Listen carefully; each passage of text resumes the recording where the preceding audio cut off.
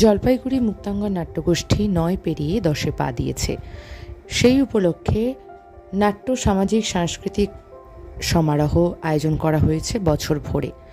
সেই কাজের অঙ্গ হিসেবেই বিগত ২৬শে মে স্থানীয় বান্ধব নাট্য সমাজের মিনি হলে আয়োজন করা হয়েছিল স্বেচ্ছায় রক্তদান শিবিরের।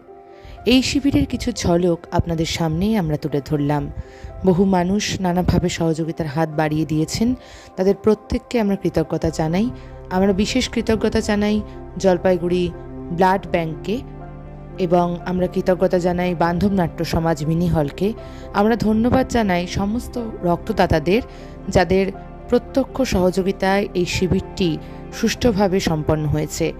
এই শিবিরে সংগৃহীত রক্ত আমরা জলপাইগুড়ি ব্লাড ব্যাংকে কর্তৃপক্ষের হাতে তুলে দিয়েছি।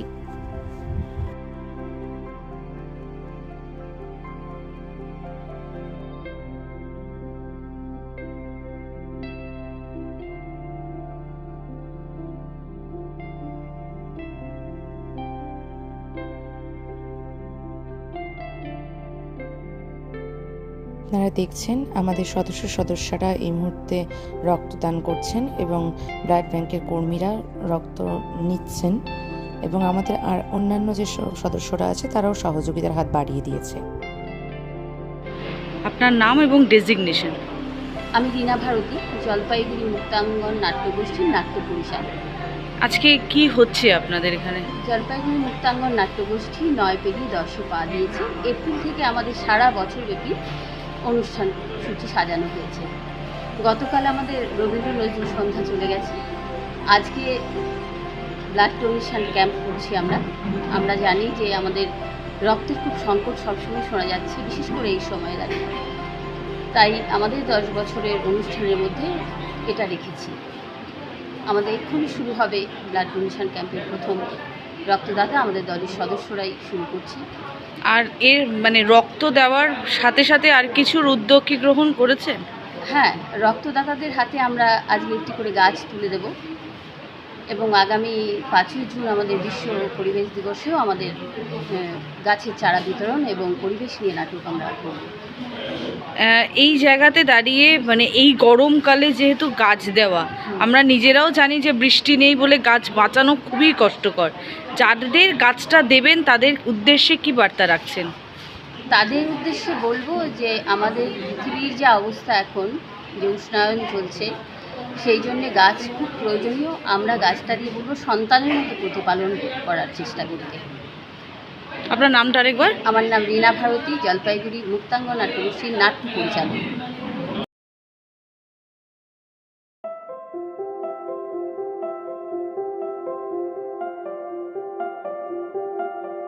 What is your feeling Rushika? ভালো লাগছে। মা ব্লাড দিচ্ছে, তোমার কেমন লাগছে? আর এই যে অর্গানাইজ করেছে তোমার নাটকের দল, তোমার কেমন লাগছে? আমার নাম পূর্ণদা দাস, আমি বেলাগতি এসেছি। কততম রক্তদান? এটা আমার দ্বিতীয়তম। তো এই যে মুক্তাঙ্গন নাট্যগোষ্ঠীর আয়োজনে এই রক্তদান শিবির আপনার কেমন লাগছে? ভালো লাগছে, সবাই এসে রক্তদান করছে, এটা একটা সামাজিক কাজ, খুব ভালো লাগছে। এর পরবর্তীতে আপনাকে পাওয়া যাবে এরকম কাজ? ধন্যবাদ। জলপাইগুড়ি মুক্তাঙ্গন নাট্যগোষ্ঠীর আয়োজনে তুমি আজকে রক্তদান করলে বান্ধব নাট্য সমাজে, তো তোমার কেমন লাগছে এবং একটি নাট্যদল হিসেবে যে এই আয়োজন, তুমি কি নাট্যকর্মী হিসেবে কি বার্তা দেবে?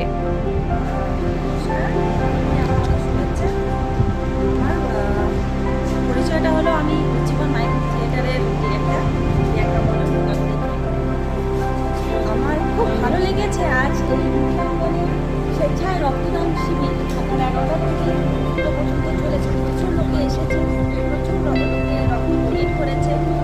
আমি ব্যক্তিগতভাবে আমার খুবই ভালো লাগছে এরকম আয়োজন নিজের শহরে দেখে। আমি দৌড়ে চলে এসেছি, আমি এখানেই থাকছি না, এখন কলকাতায় থাকি, কাজ করতে। তবে আমি গতকাল এসেছি, আসার পরে যখন আমি আরেকজন নাট্যকর্মীর কথাটা শুনতে পেরেছি যে নাট্যগোষ্ঠী এরকম রক্তদান শিবির আয়োজন করেছে, সেখানে আমি জানতে পেরে আমি ছুটে এসেছি।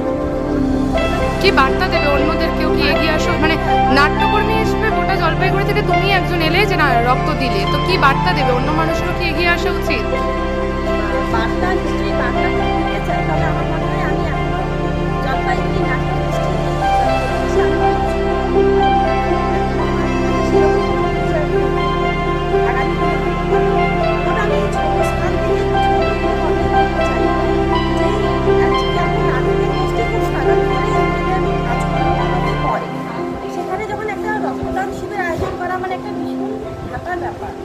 গরমের মধ্যে তারা এত কিছু আয়োজন করে যখন এরকম একটা সাংস্কৃতিক মূলক কাজ বা সমাজের জন্য করে বেড়াচ্ছে, আমার মনে হয় আমাদের জলপাইগুড়িতে তো প্রচুর নাটকের দল, প্রচুর বিখ্যাত নাটকের দল, প্রচুর মানুষের কাজ করে। আমার এক ব্যক্তিগতভাবে ওনাদের কাছে এটাই অনুরোধ রইল যে আপনারা এরকম যে কাজগুলো হচ্ছে আপনারা এগিয়ে আসুন। আপনারা এগিয়ে এলে সমাজের লোকরা জানতে পারবে, সমাজে বার্তা যাবে, সমাজটা আমাদের এগোবে। আমরা সবসময় জানি যে একটা নাটকের মাধ্যমে আমরা অনেক কিছু সমাজে জলপাইগুড়ি মুক্তাঙ্গন নাট্যগোষ্ঠীর আয়োজনে যে রক্তদান শিবিরে আপনি রক্ত দিলেন, কেমন লাগলো? হ্যাঁ, খুবই ভালো লাগলো।